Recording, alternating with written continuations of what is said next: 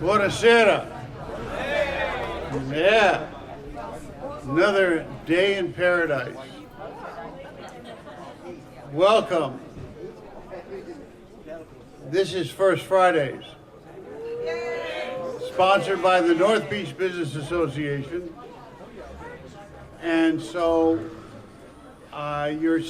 you are actually in the area of the oldest ongoing metal arts production studio and gallery in the United States, founded by my father in 1944.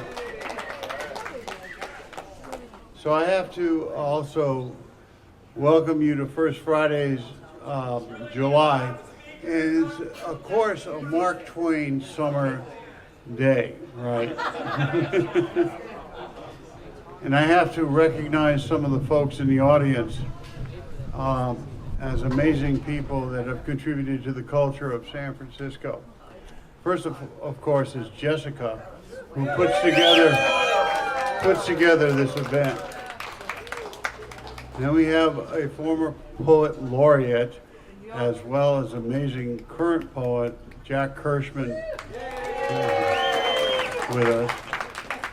And we have one of the original playwrights and directors of the San Francisco Mime Troupe in our presence tonight, Joan Holden. All those wonderful days in the park of those amazing plays that you've seen, that woman there is an amazing creative force in helping us to understand our reality of the modern contemporary America. Thank you, Joan.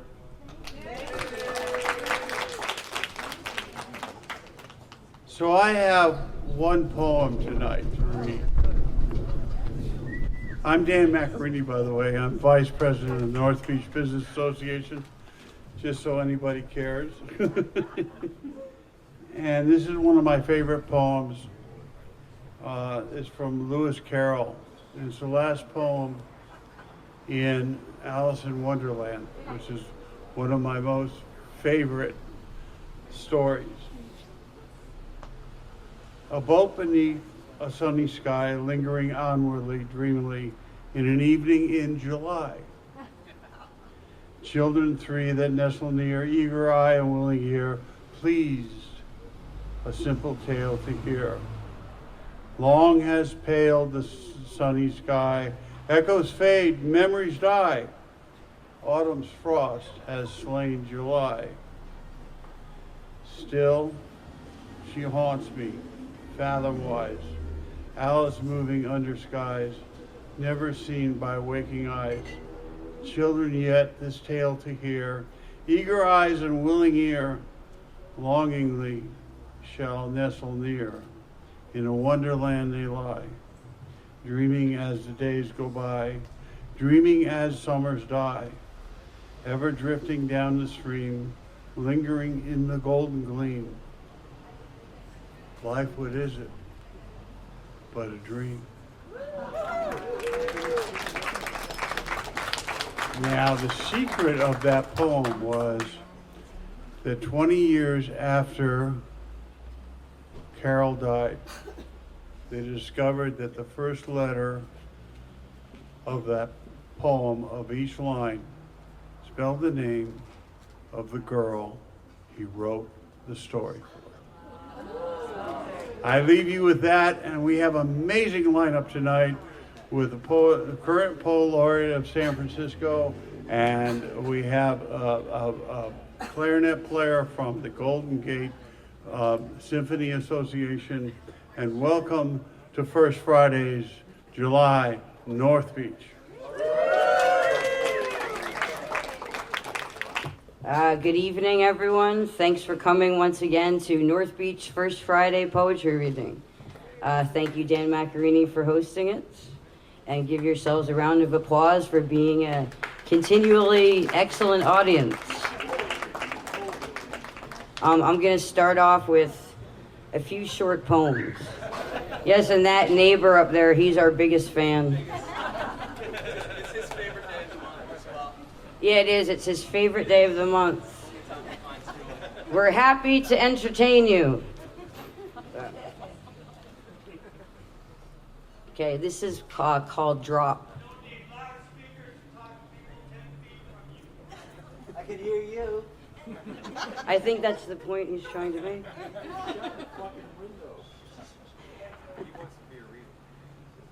Yeah, do you want to come down and read a poem? Come down and smell the pros. Anyhow, Drop. In wet hills, when the moss drips away, meridians of unicorns dip into the fauvised sea of black salt and pepper fog. The flat rocks drip into the ocean too, like frozen water, chipping away the waves with resistance.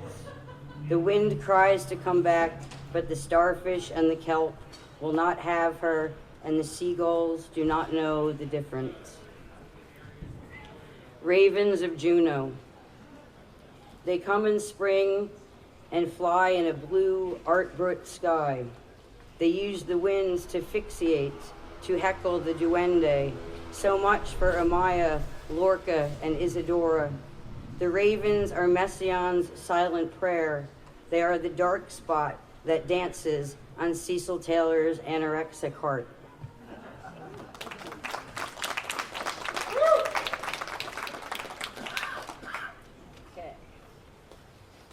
Until when crop disappears in late autumn and the soil already waits, is it the birds leaving causing it, the lack of song, or is it the gypsies who don't arrive dancing on the land? And that was actually published in a chapbook that my friend Elizabeth Ashcroft did. Everyone wrote a poem about the word fallow. And Agneta Falk is also in the chapbook, but please check out the exhibit at Live Worms Gallery over the weekends, right up the street here. It's a very nice exhibit.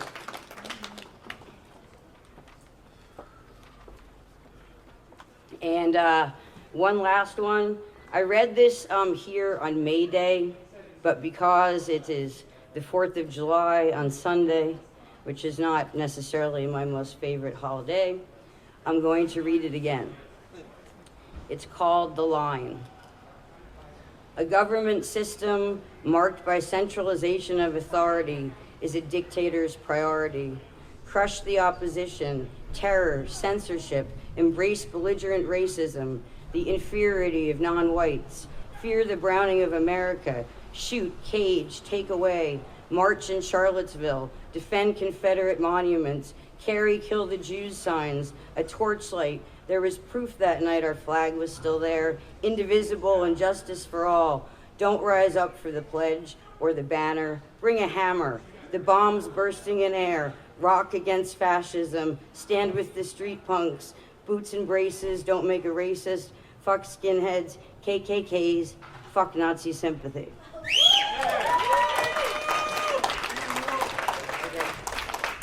And next, please welcome Peter Whitehead.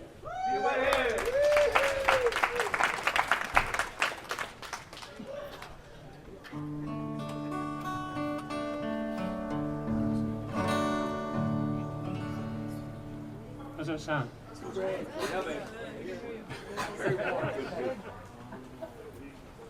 In tune. I hope there's no piano tuners here. This is first time I played in public in like 15, 16 months. So just 2 songs to sort of break it in. A song I wrote during the big lockdown. Here today, it feels like yesterday again. Friday or Saturday again. Sometimes it's hard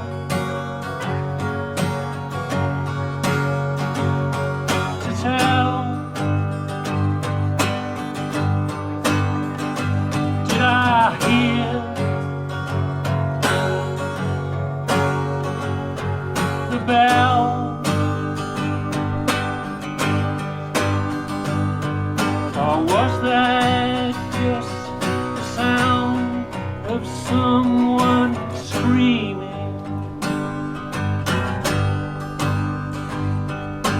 maybe just a voice inside my head.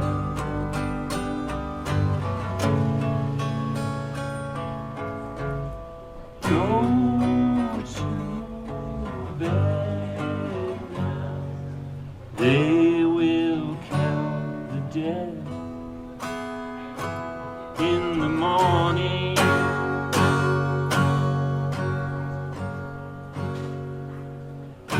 Satellites fly by so high tonight. Timelines and traffic lights that seem to change, but things remain the same.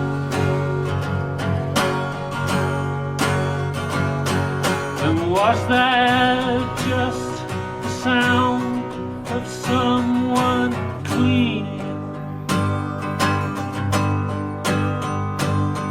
Or maybe just a drum that someone's beating? And time that slowly passes seems now to be speeding.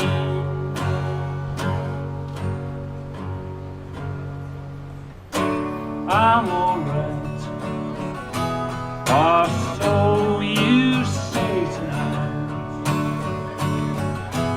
You turned out the light, and what was that? Tried to ask. It's hard to hear your voice behind the mask. And was that just the sound of someone dreaming?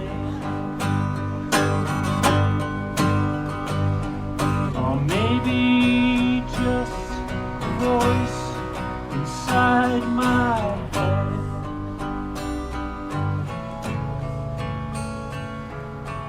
Go to bed now. They will count the dead in the morning.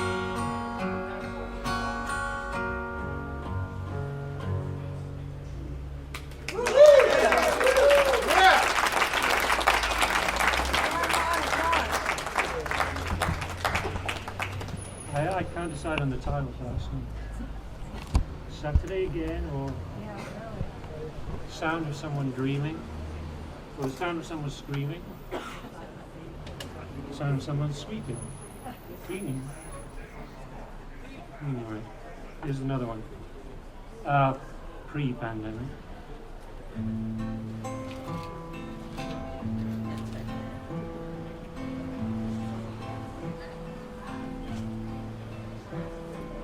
I was the room, you were the candle, you were the handle, and I was the door. You were the flower, I was the camera, you were the dancer, and I was the floor. I played the game, but the rules kept on changing, full of surprises, different each time. I played to win, and you threw your hand in there too many years, been gambled away.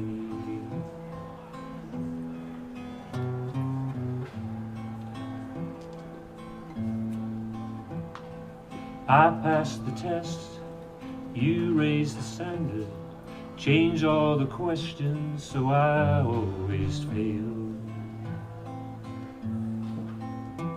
and I met you halfway when we were both stranded out on an ocean, no wind in our sails. Ah, but you were the princess, you were the scandal, but you slipped from the headlines in just a few days. Too busy to notice raising your family, you never made it past the front page.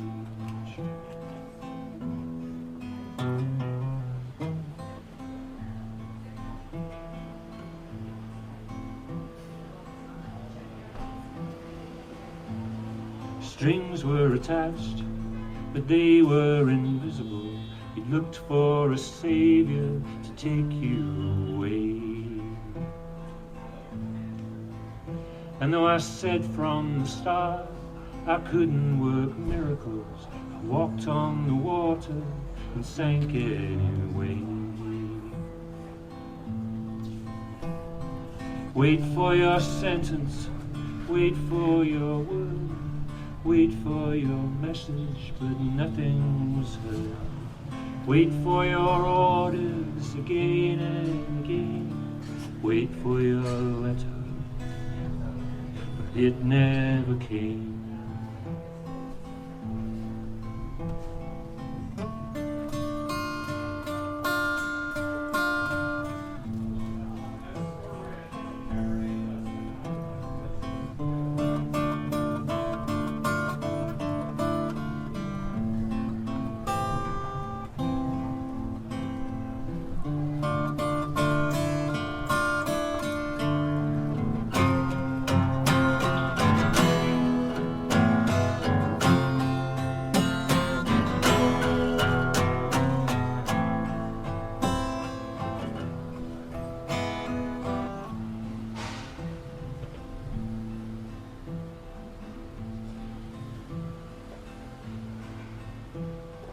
I play guitar, you plucked your eyebrows. I lost the keys, so we sang out a tune. I dropped the ball, you threw a tantrum, so we took the last train to the end of the line. I paid my last call to the place you were stranded, but the doors were all locked and the roof was on fire. When the ashes had cleared, I undid the bandage, and all that was left was a burning desire.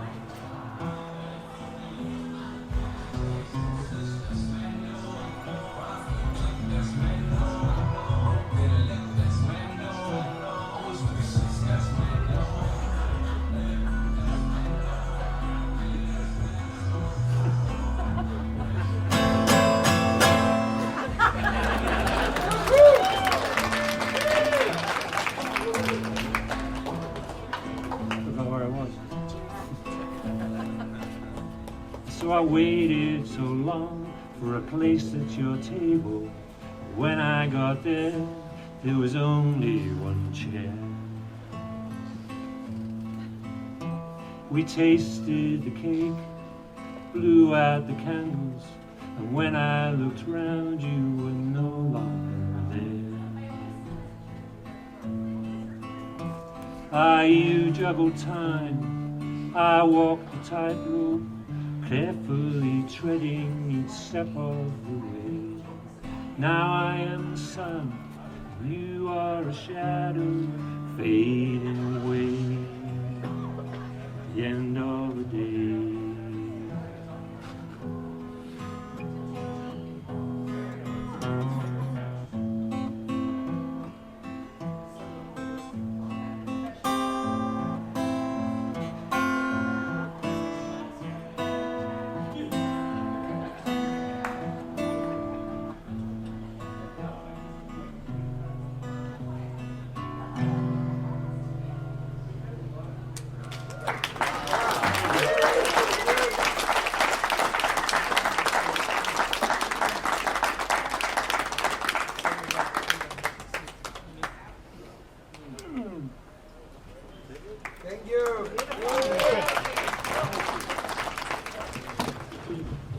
Once again, Peter Whitehead.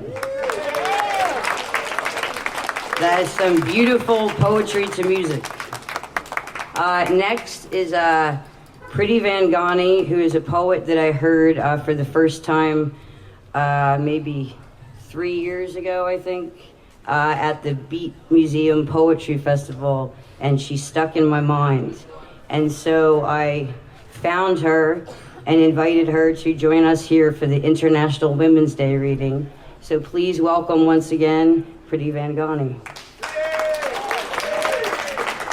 Thank you so much for having me back. Right on. My name is Preeti Vangani. I write for my mother, who we lost when she was 44. And she features a lot in the work. This first poem is called Abed with Mother Gone. And Abed, the only thing you need to know about this poetic form is that it's a poem that happens in the very, very early hours of the morning. Abed with Mother Gone. And then it came back to me as I heard a young boy practice his violin under the concrete canopy of the park's amphitheater. The Italian phrase, dolce far niente, the sweetness of doing nothing. Although the student was not doing nothing, the violin like a prayer pressed between his chin and shoulder are one virus that had perhaps pushed him out of home, alone taking his lesson on his phone screen with no audience to applaud except a dad chasing his daughter chasing bubbles. And isn't observing a toddler tailing bubbles the equivalent of sneaking in a mid-morning nap? Oh yes, look how they were all occupied in their business of joy, and I sat with a croissant so buttery I could seduce it. But really, I was just tired of the news, tired of counting the dead, then remembering the dead. I sat with a cup of coffee I didn't need. I was beyond awake, hallucinating the eucalyptus was my playful grandfather, gone last week. Oh no, gone we knew when he wouldn't even eat soup.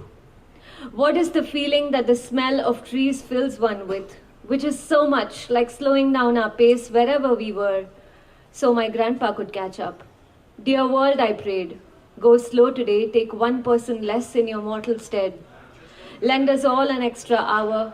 Let's make no productive claim of calling it, this time, a saving.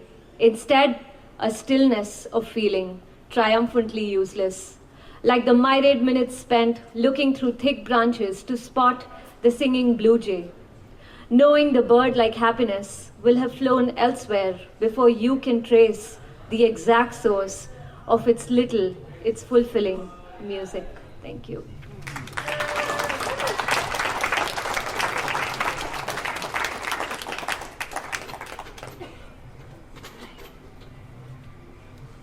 So this poem is from a time when cell phone networks were nothing like what they used to be. And I had to stand in the balcony to catch a bar of signal. Self-taught. I believe if I fixate over the last image of my body I sent him, this boy will magically respond. Arm outstretched, I wait in the balcony, holding my cell way out into the airwaves, through an iron square in our grill to catch better signal. Hear the leaky pressure cooker whistle, my mother hushes it, builds it up again, a controlled storm.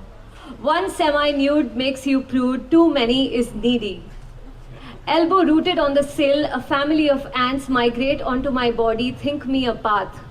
For their sake, I statue myself. Must I be ashamed of my skin and what it unfolds within, a teenage canvas forever pregnant with want? Am I not sexy enough to be replied to? I learned the word sexy, surprisingly, from a hit Cheap Girl song that the censor board stamped as vulgar, had the word sexy replaced.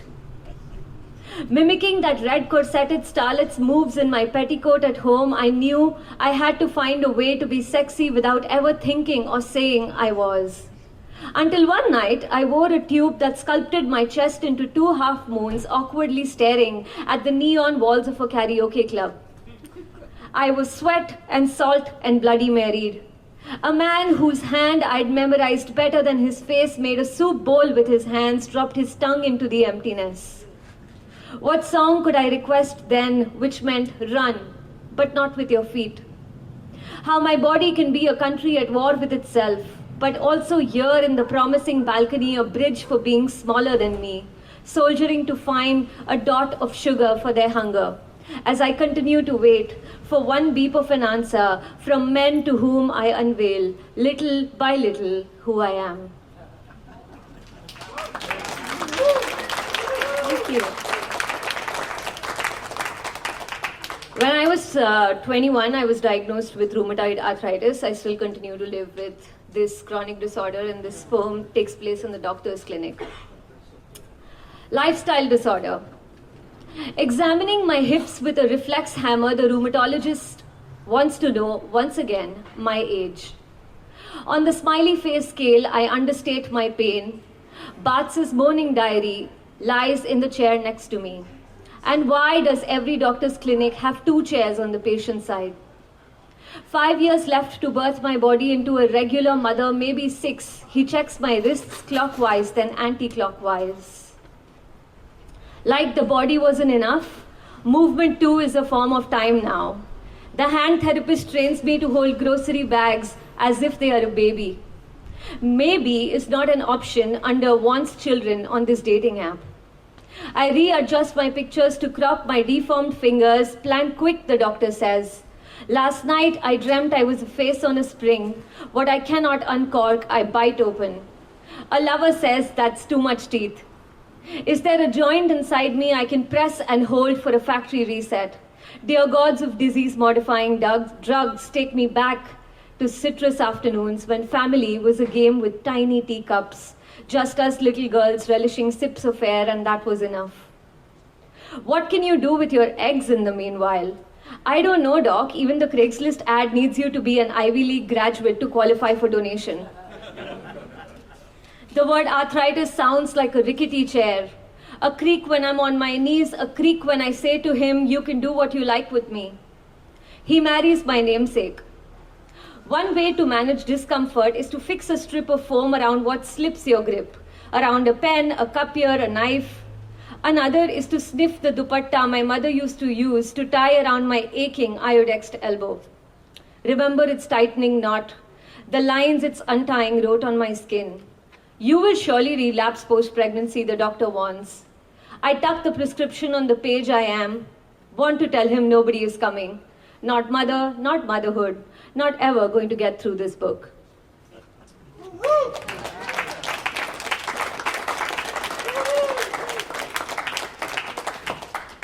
I moved to San Francisco to study creative writing, and those 2.5 years, my side hustle was to babysit and plant sit and dog sit and snake sit one time. But most of this is about babysitting, I guess. Bettering myself. I rise before the sun. I don't take autocorrect at face value. I honor my dentist's appointment. She wants to know if I found love. I read Dragon's Love Tacos to toddlers, make their Valentine's, schedule my pap smear at the women's clinic. They want to know if I'm active. I smile to say I am Gatsby without the money. Rinse and scrub all china before the gathering of a dry film. Separate the whites, the eggs, and the linen. Unsubscribe from the daily horoscope. They want to know if I found the missing half of my soul. Fill myself with B6, B12 TED Talks and extracts of dandelion. I play pretend dog family with rich kids. I'm on all fours. I'm babysitter puppy. I lunge, spin, crunch, cross-train, register for a marathon, a lunch pop-up, a protest march. I hold up a banner bigger than me, scream, have some mercy. Hit a wall, drill holes for a shelf. At Halloween, I am Riveter Rosie. I wear a fitness bracelet to know more about me in numbers. It calculates, even when I dream. Throw impromptu dinner parties, compose cheese platters, scan labels to check how my chicken was raised. I wonder if my eggs are good enough to be donated. Children at the daycare guess my age as either 7 or 326. Today I am the tickle monster. In the shower, I do the Macarena to see if I can still shake it. Fold and unfold myself into a flash mob. I scrape mold off the Victorian ceiling, let the adjustable ladder rest where it stays out of sight. Bring home air plants, and I learn something about growing without roots.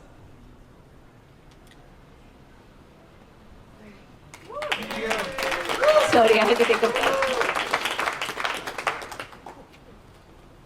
Looking back at Monet's water lilies. A river from nowhere to nowhere fills up the body of the frame, makes its way through weeping willows, reeds, irises.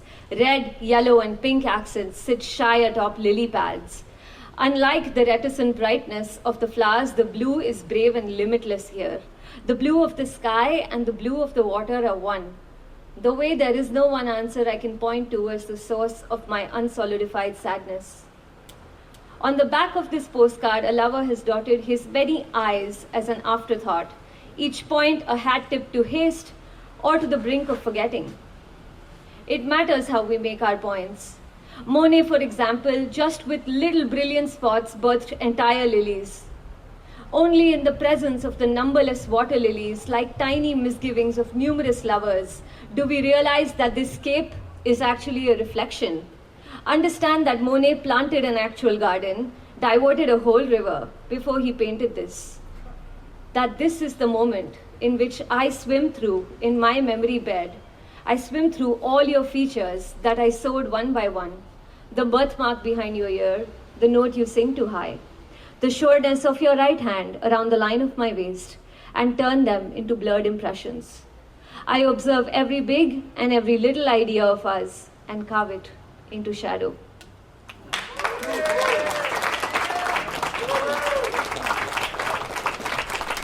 That's the world's biggest paperweight on the chair. Thank you. I'll do one last poem and just want to say thank you for having me back. This poem is called Raising Mothers. This morning she came undone into my arthritic fingers in the form of an easy tear perforation on the milk carton. That was a very small kind of mother. Smaller than the mother I encountered in myself waiving late fees working at the library when the nursing student in finals week eating Oreos for dinner came begging. No fret, I said, my register lackluster, compared to the mother I found in the purposeful banter of the buck-toothed guy in 12B on Heathrow to Bombay, who engaged me in conversation to distract me from pain, cramps coiling under my knees, every nerve sharp as teeth, grinding down a prayer for the prednisone to usher in. The pill also a mother, dissolving my aches invisible as the grace I trace in the blanks between my friend's fingers, chopping walnuts, cooking me ahi da gaina, seasoning the chicken, with mother-like accuracy. The sense of her knowing I have long been motherless, itself a mother to me. A gold Virgin Mary on her pointer, how it birthed rainbows in the sun-drenched women's clinic as we waited for her to get an IUD. An option our mothers would perhaps unapprove of. And this option too, a kind of mother. And the ghost of my own mother, my father conjures, pointing to the corner table in Kailash Parbat, a restaurant by a cowshed where they first met, sipping filter coffee amid bovine groans, chaperones at arm's length. And it is hard to not be amused when my father, now motherless and wifeless, having brought doctors and priests to both women in vain, still finds it in him to be a mother to himself. Wide-grinned, he whistles, combing his balding head before head. Ask him why, and he'll say, "What if Julia Roberts comes in my dreams tonight?" What is to mother, if not to suspend moon-like faith in the face of a stubborn night, like the milky plainness with which my stepmother confided in me while shelling peas, "Your father, he hit me." Her admission not only because it is a transference of trust, but also a repeating of history, making her more my mother than I ever allow her to be. Her who I think a linear erasure of my one mother, now my mother's kin, the two sharing a skin memory. Look how she pendulums her feet at the sewing machine, altering a paisley dress for me, says, "Try it now." And I try, mother, I do, to have you return to me in flesh and in breath, to keep you alive. Thank you so much.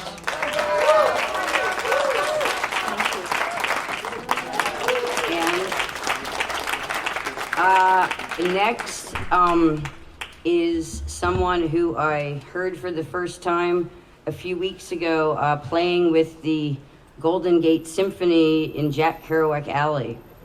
And he's going to play a little clarinet for us tonight. Please welcome Colby Bond. I'm going to play two short pieces for solo clarinet. The first one is called Arlequin. It's by Louis Cahuzac, who was a French clarinetist in the early 20th century.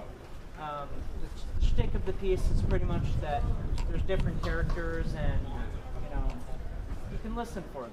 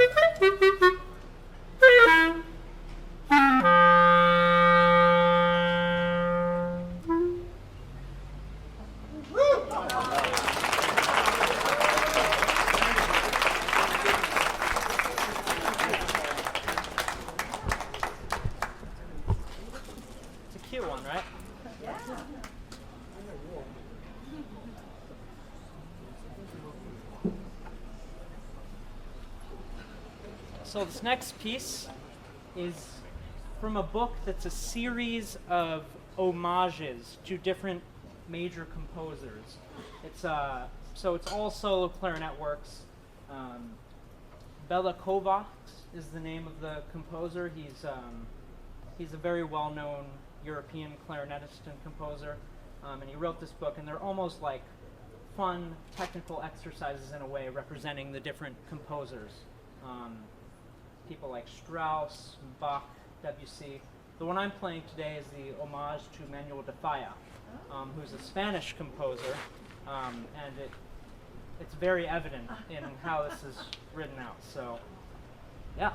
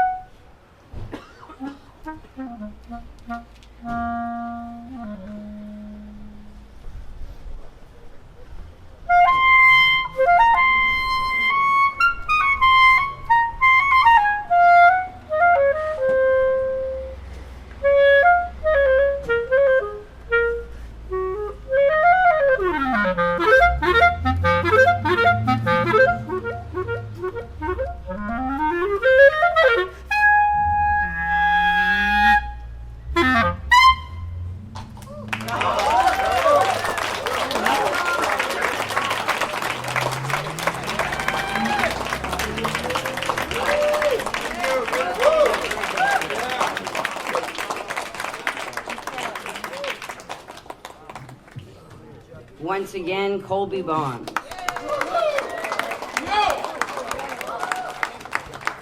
And next, please welcome Agneta Falk, who also read in the International Women's Day reading that we had here at Macchiarini Studio, and she also has some beautiful paintings in the show up the street at Live Works.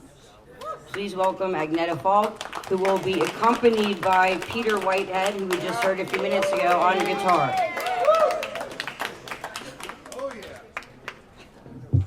Good evening. I'm so glad you're still here because it's rather cold. Not as bad as last month. Now, I'm going to read two poems. That's all. That's the good news. The bad news is that the second one is very long. It actually spans 70 years, missing 5. Shortcut, I hasten to add. I just, Read the missing part? well, they'll be inferred. But the first one, it's with great pride I read my first poem, and it's in celebration of Pride. That's actually finished a few days ago, I think. And it's called Playing the Mahogany for David, Patrick, and Duncan. That night you put on the mahogany. We danced till dawn without speaking. You with full-blown AIDS kept a tight secret, and he young without knowledge of it, bursting with love and passion for you. And I'm a mere pawn in the game I didn't then quite understand, but willing, oh so willing, to weave my body into this story, unfolding in the deep midwinter night in that small room between the canal and the road.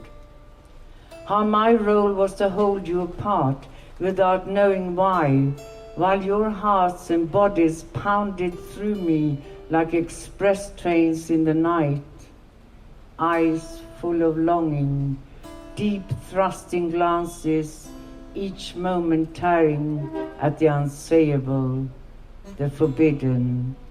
Oh, moon of Alabama, we now must say goodbye, sings Jenny. The knight is on his knees and the needle sticks yet on the gramophone. We begin again, closer to the core, a muffled hurricane moving toward mahogany. And here you come, dressed as a judge, wagging your finger, he down on the floor begging. This naked denial needs dressing up. In the deepest water, you bury the living before they die. In the early hours, I'm the last divider, the membrane between you two. As you both begin to dig into my arms, as if they belong to either one of you, the thoughts among us unspoken.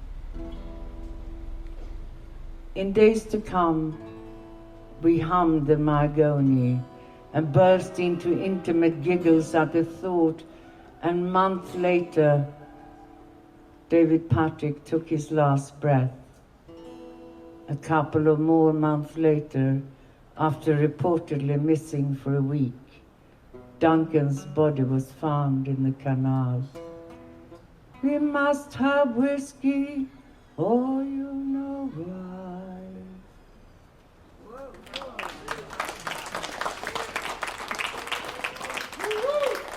Now this is a very, very indulgent, self-indulgent poem.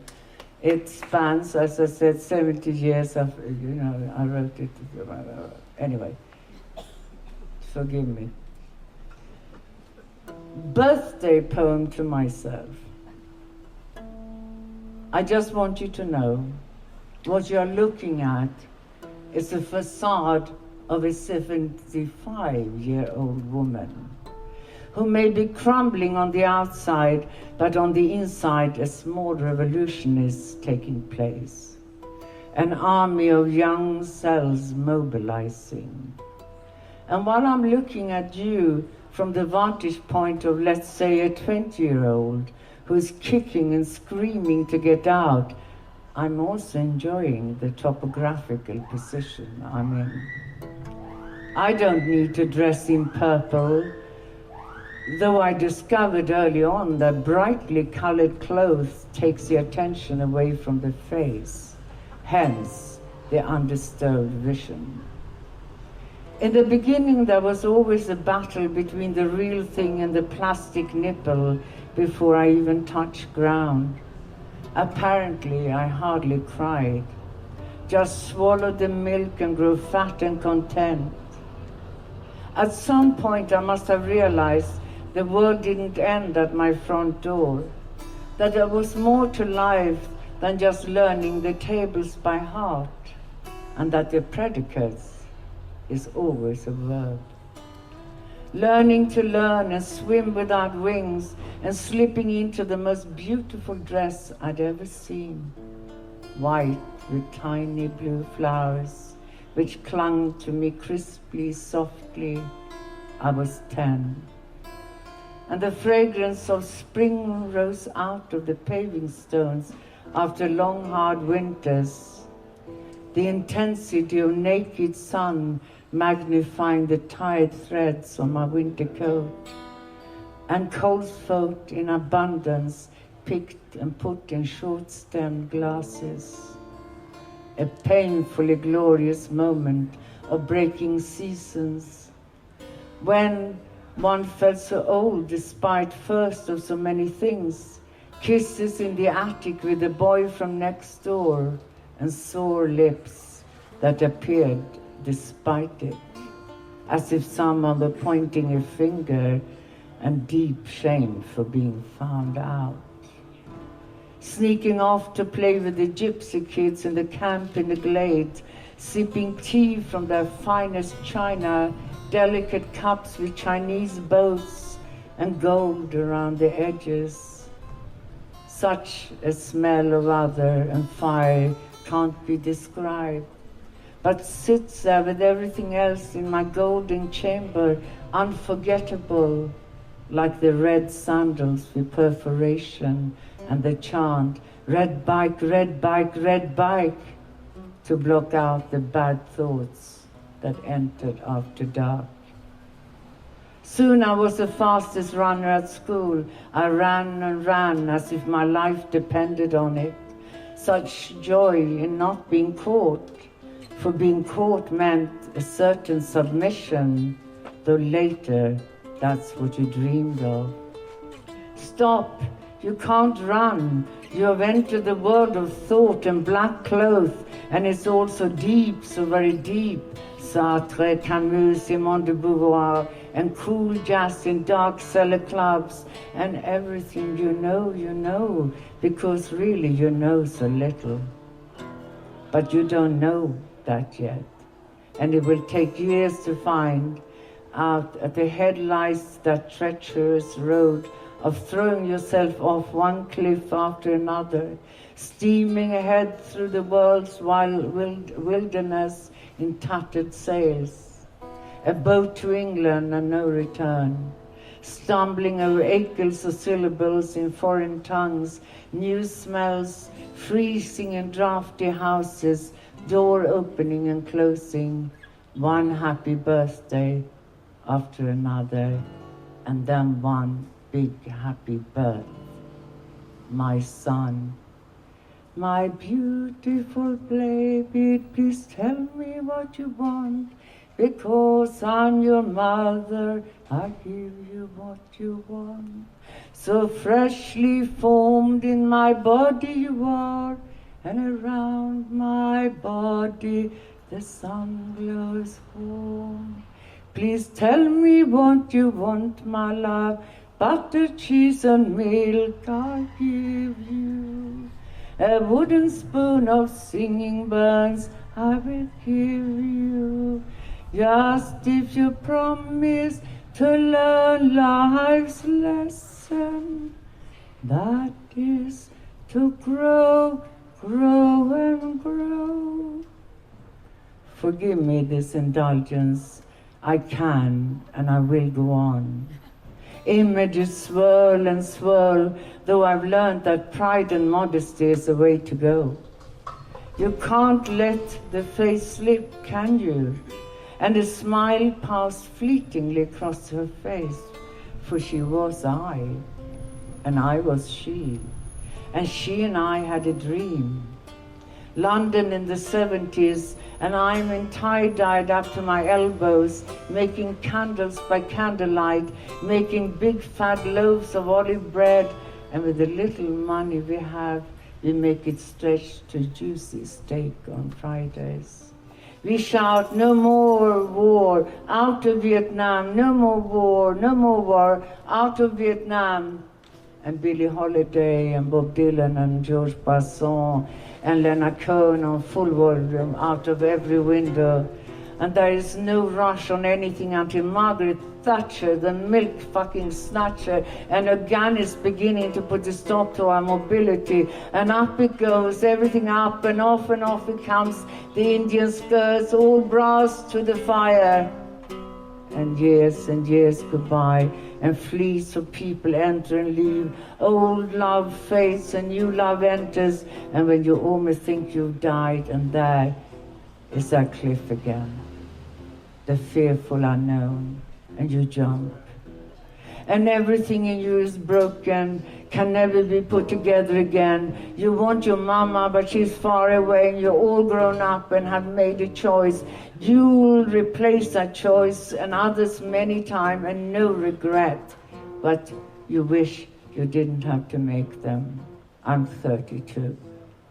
I write pretentious poems at night because I can't get to the truth, and I tear them up and start again, hiding behind language and metaphors. But I mean what I say, or do I project onto you, whoever you are? I make paintings with tiny words so small I can barely make them out. The smaller the better. A weave of intricate patterns, a continuous melody.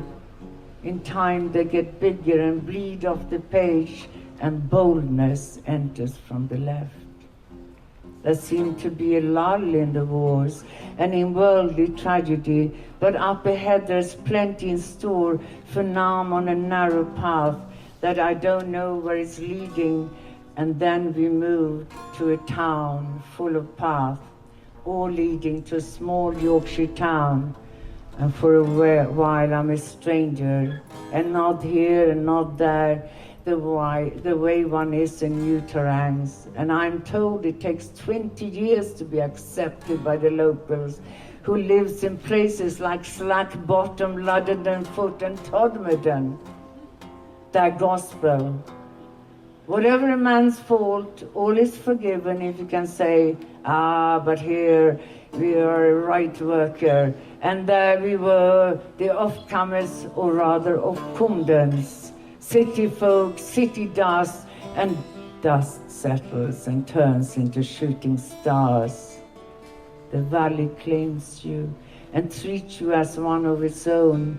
You peer at the stone walls, and there is a face in every one of them, and many broken backs, years of harsh weather, young lasses larking down Ginnell, Ginnell far gone, still chippies on every corner, and soon to give way to fancy schmancy cafes and bookshops. The rain falls and falls as friendships grow deeper. The town's hammering poems sharp as flint. Behind every flickering curtain, a fire is burning and cups of wine are being filled. I'm 40.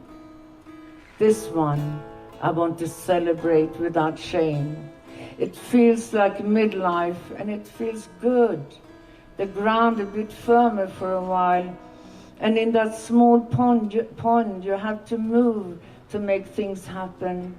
No big city to make you think you're busy when you are not. You are the big city, and you need to move to make it happen. And it flows and flows, and you're so alive. You don't know death going to knock on your door soon, not just once, but twice, 3 times and more. And your beloved, your father, your mother and friends. And what you learn is that the telephone signal in the night sometimes comes from the reaper. Sometimes comes from reaper. The intensity of naked comes from the reaper. I'm sorry. I lost my... comes from the reaper. Oh my God, I'm so sorry. This is important.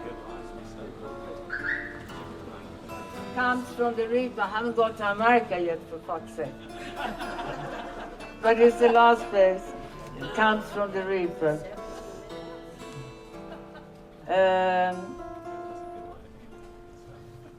I cannot fucking believe it. Oh, here. And that death never comes without meaning. That grief is solitary, yet so thick you can cut it with a knife. so vivid you can conjure the dead in doorways, have them appear in the sky, have them visit you at night when no one is watching.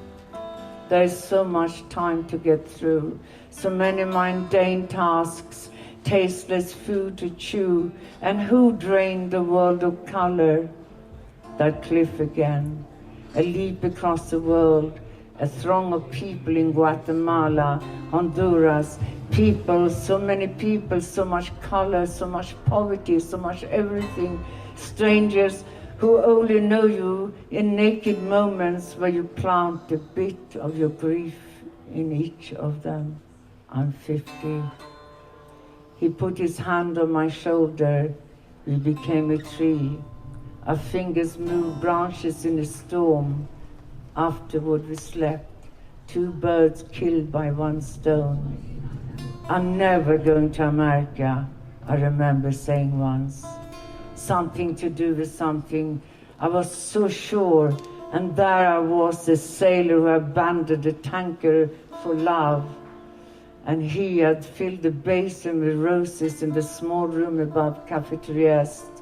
And if I stretched my arms in full span, they could almost touch the walls. America, yes, America, the biggest, the greatest. And here I lay myself down like an unwritten book.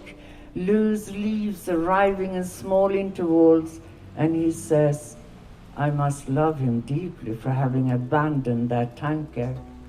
I say, I love him deeply for having replaced a vase with a basin. San Francisco is a place for you, a friend in England said without embroidering a reason.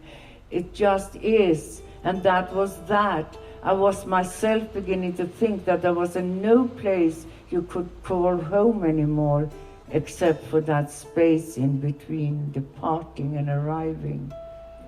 People talk a lot here, around tables, in cafes and bars, on the streets.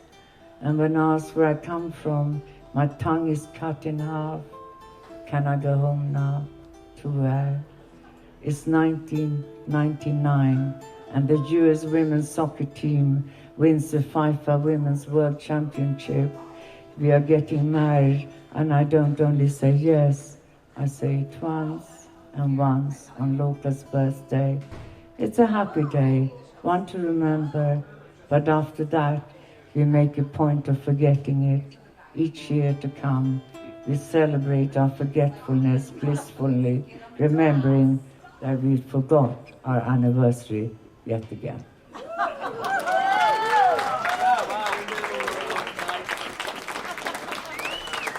I'm so sorry if I indulged. I know that was long, because I didn't time it. Sorry. Once again, Agneta Falk and Peter Whitehead. So, I have kind of a funny story regarding how I ended up inviting the person that I invited to read tonight, who I was going to invite at some point anyway. But on Bloomsday, you know, the celebration of James Joyce's Ulysses, City Lights was giving away free copies of Ulysses, courtesy of the Irish Consulate. And so I was telling people about it at the Cafe Trieste. And the first person that I told it to, my friend Fanny Renoir, she said, "There's a new coffee shop called Ulysses?" And I said, "No, they're giving away free copies of Ulysses at City Lights for Bloomsday." So then I tell my friend Brian Cassidy, "Oh, happy Bloomsday. They're giving away free copies of Ulysses at City Lights." He says, "There's a new coffee shop called Ulysses?" I said, "No, they're giving away free copies of the novel at City Lights for Bloomsday, courtesy of the Irish Consulate." And so then Tongo walks up and I said, "Hey Tongo, how are you? Did you know that, happy Bloomsday, did you know that they're giving away free copies of Ulysses at City Lights for Bloomsday?" And he says, why would they be giving away free coffee at City Lights? So at this point, I just stand in the middle of the sidewalk and raise my arms in the air, and I just started screaming, I said copies, not coffee. I said copies. So anyhow, and then I said, but anyhow, because I said copies, not coffee, I said, but what are you doing July 2nd, Tongo? Would you like to come and read at North Beach First Friday? And he said yes, so please welcome Tongo Eisen-Martin, our current San Francisco Poet Laureate.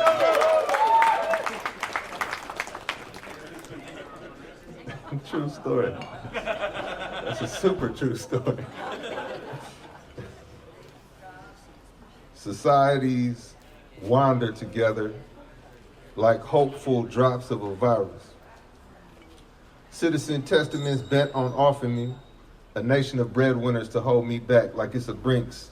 I wrinkle the concrete sometimes like flesh.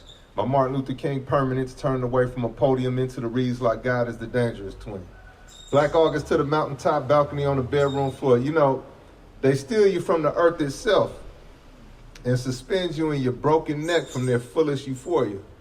From the loyalty oath of their great superstitions, loyalty oath of their agrarian reform, I return to my mother completely disrespected. For peeling the heat off of purgatory, they kill poets like me. Walk me away from my poems, never to be heard from again. In this foul industrial complex of bloodlines picked over, picked through, a sport and spiritual death of your devil at least half made, police become a pretty word. I'm reading a lynch mob shoestrings like they were tea leaves, teaching you how to write about cities. It's the 25th century in the mirror, people. Tyranny against your chump change, your chump to be mocked even with a gun in your car. Cubit of needlework spelled tune for the proletariat, the relapse ministry, talented people curled up in a fetal position next to a diamond dime, just another service day in the theatrics of tea house fascism and a bouquet of surveillance cameras in the poverty of God. New blue eyes, corpses of water, newly potted presidency of one big shiny coin if you ask animated capitalism and other non-literal voice, killing is white freedom, the deification of hyphens, medicine bread and picture shows, great protesters in LA, guests of our ink, drop kicking roses in the graveyard, DC mink like a stone torn in half, the pen advances, despite CIA guideposts, despite non-African past and futures, a metaphorical but not surreal day in a horn-ridden life, horn player improvising king like a radio prize fight featuring Shango himself, a real hand sweeps the land of racism. May I return to the ground, may I make progress with the gun. I'm Mother Emmanuel. You know, they put on music that evening, a swinging type body language for you to drink with fermented $5 bills for your body language, some applause, my past stomach lining, neither a good thing nor a bad thing, like being psychic on the way to a lethal injection. It'll sit you down with Lady Day. Lady Day leading youth who surrendered their souls to Africa too soon. Polity thought floating in a cup of water, she saved me, accessing my stomach, accessing the love of the American lynched. Coat sleeves wood and avalanche into the wrist, our Mother Emmanuel, avalanche into the sharp keys, pain, the deal you make with pain. Piano makes sense for them, laying hands on the world gradually, addressing the bend and necks on the streets of the north, travelers sailing in pain, repeating pain in the north, 10 trigger fingers on that piano if harmony would have me, putting 100 fights on every direction, offered her Lady Day, leading on trees again, recruiting the countryside itself, saying, lay your plan out on this lightning, make your poems a corner pocket of men, I've greeted the blues itself, America may clean my dead body, but will never include me, there goes the poet, killing without killing, never mind this painting of your language, may I be a meaningful lynching, a crow's passing, good and dead by the afternoon. And I go to the railroad tracks and follow them to the station of my enemies. A cobalt-toothed man pitches pennies at my mugshot negative all over the United States. There are toddlers in Iraq.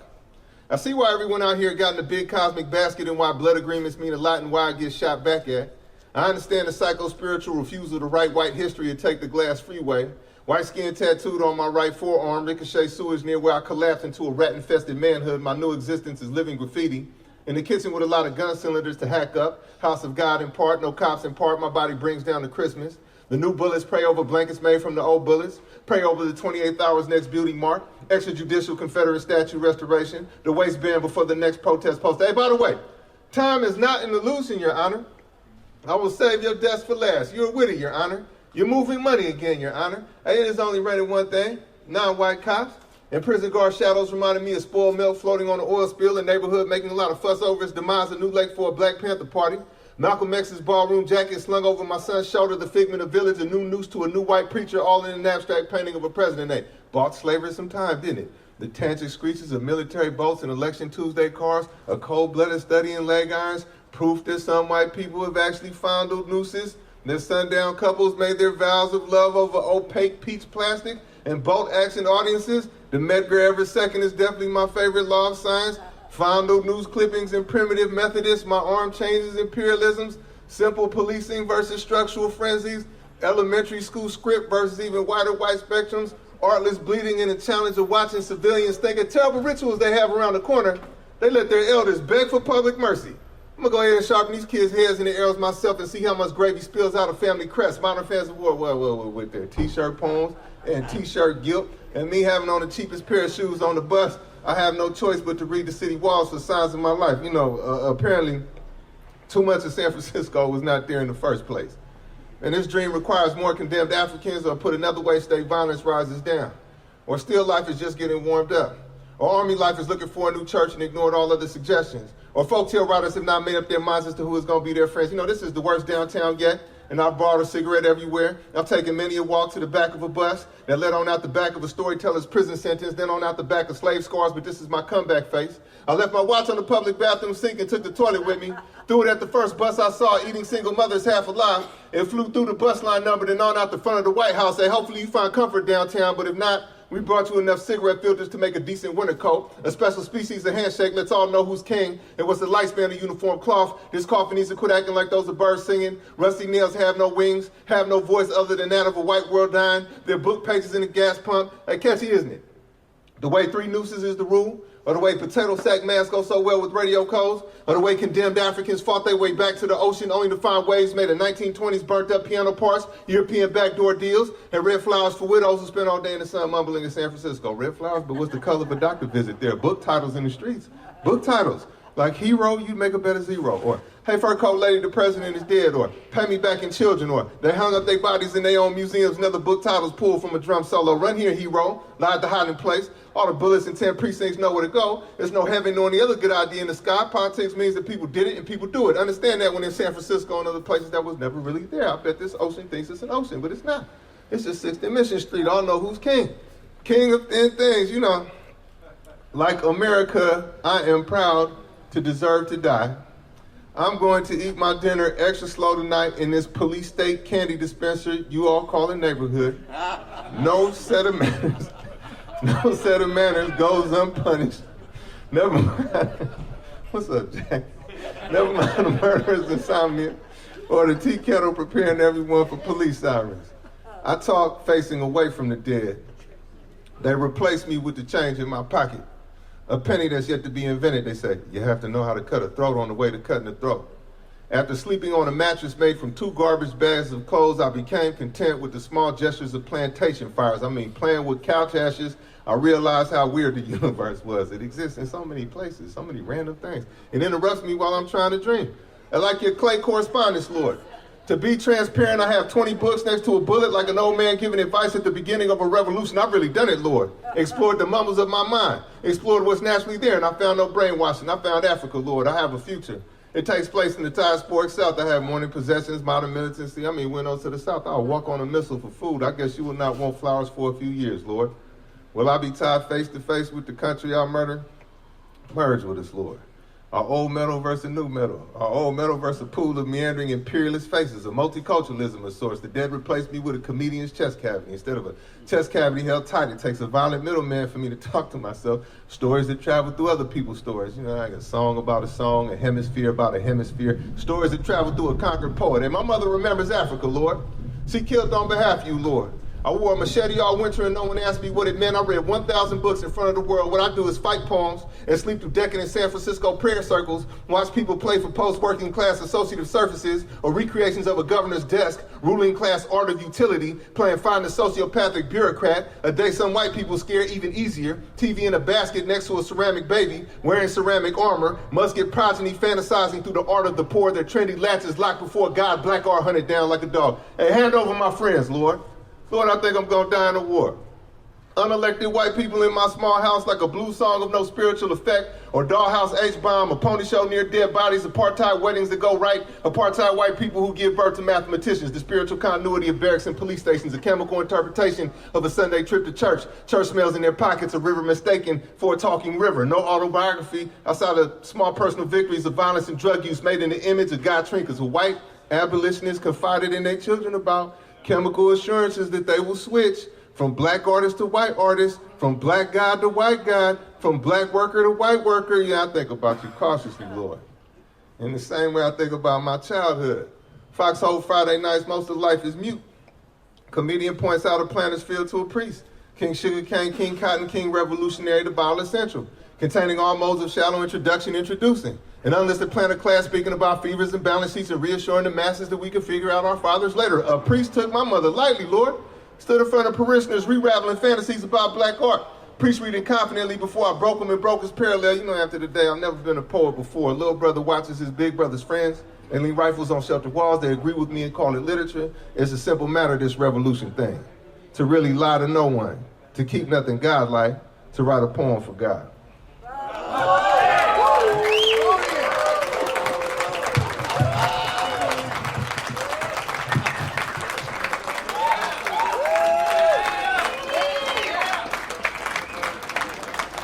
So once again, Tongo Eisen-Martin. Yeah. And that concludes the reading this month for North Beach First Friday. And thank you all very much for coming. Thanks once again to Macchiarini Creative Design. And have a lovely evening, everyone. And the wind held back for us, so that was a blessing. Thank you.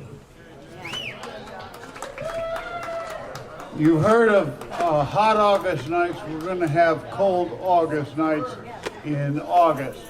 So stay tuned.